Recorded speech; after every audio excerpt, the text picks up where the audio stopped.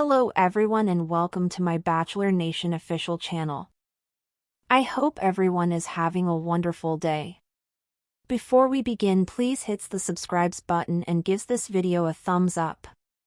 Bachelor Nation is releasing audition recordings of some beloved former candidates, but I feel this is a desperate attempt to divert fans from the franchise's failings, and I'm not buying it. The Bachelor franchise has been in disarray for the past several years, with its participants experiencing more failures than successes.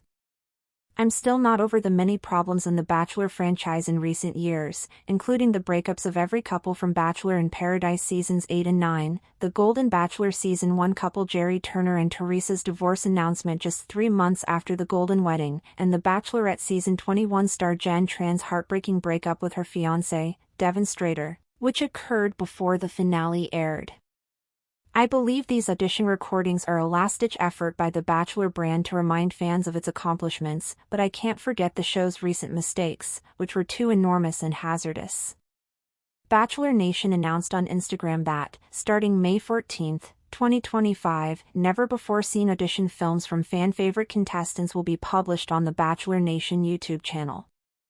The video included footage from the audition tapes of Bachelor franchise darling Hannah Brown, who'll be joining the cast of Bachelor in Paradise Season 10 as an advisor, Tyler Cameron, who became a fan favorite after placing second in Hannah's season, Gabby, whose sarcastic personality made her a breakout star, Charity Lawson, a Bachelorette success story who's still engaged to Joey. I was not shocked that Joey's audition tape was the first to be released, via the Bachelor Nation YouTube channel. He first captured hearts as Charity's runner-up on The Bachelorette Season 20, and he later proposed to Kelsey on The Bachelor Season 28. Joey won Dancing with the Stars Season 33 with his professional dance partner, Jenna Johnson, and appeared on the DWTS Live Tour. Joey has been the franchise's golden boy, and Joey and Kelsey have been one of The Bachelor's biggest success stories, but I know it's due in part to the fact that they're the only ones. Only 4 bachelors have remained in a relationship with their final choice after 29 seasons of The Bachelor, including married couple Sean Lowe and Catherine and engaged couples Zach, Joey, and Kelsey, as well as Grant and Juliana. Showing Joey's audition tape may have been a ruse by the producers to make it appear that their casting was brilliant when they discovered him, but I believe the program has been a catastrophic flop. ABC has announced that Bachelor in Paradise Season 10 will premiere this summer.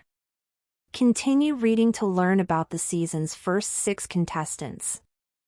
The Bachelor producers continue to utilize Joey as the franchise's face, despite the fact that he is a rarity among the guys who have been cast as the Bachelor, including problematic stars like Juan Pablo and Clayton. Even the most recent Bachelor, Grant, accidentally exposed the show's insanity by selecting a ring for his future fiancée without knowing whether it would be Juliana or Gar. Joey was ideal in the role of the Bachelor, but that doesn't excuse the significant blunders made before him, particularly by prior Bachelors. While his audition was entertaining, I'm not going to let it distract me from the fact that the program requires significant improvement. The Bachelor Nation audition tapes feature video from the franchise's protagonists, such as Joey and Zach Tyler. However, I'm curious what Devon, the Golden Bachelorette runner-up Guy Gansert, and contender Gil Ramirez's audition recordings were like. I named them because they were 3 Bachelor franchise candidates who previously had women file restraining orders against them. Although the restraining orders were finally lifted, I feel the harm to the Bachelor franchise's reputation was nearly irreversible.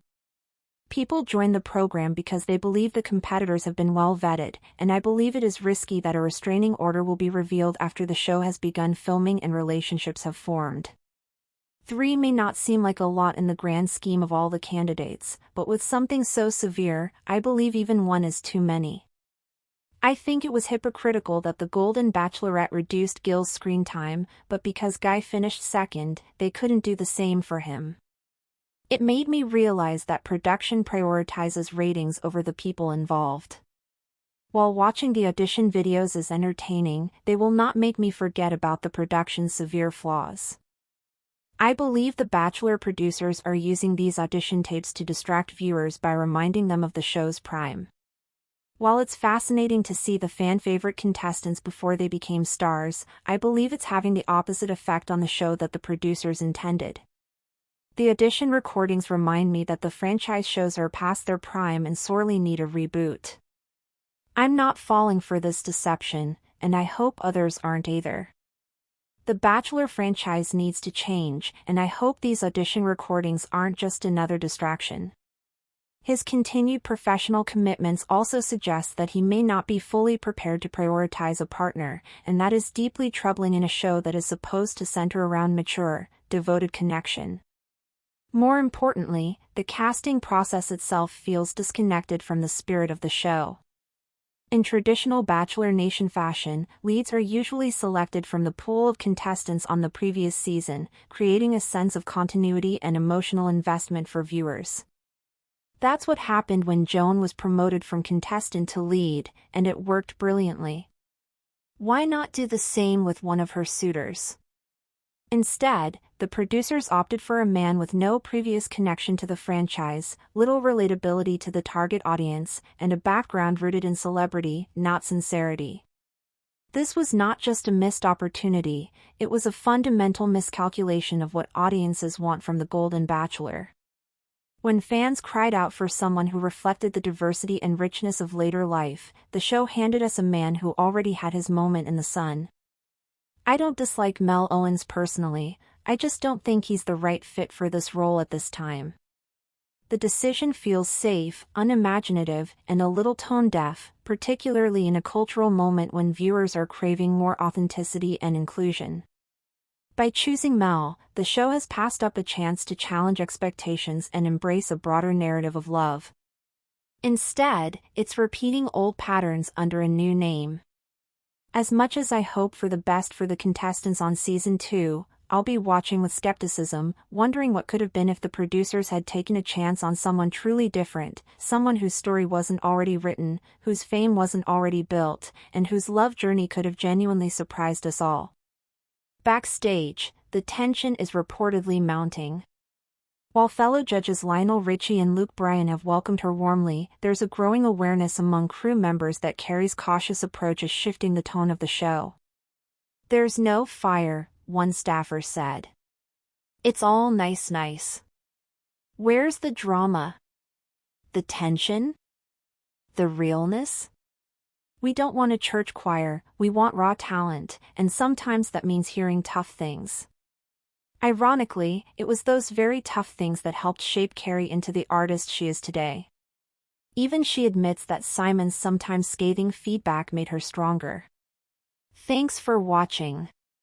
If you likes this video, do not forget to subscribe to my channel and do not miss any update.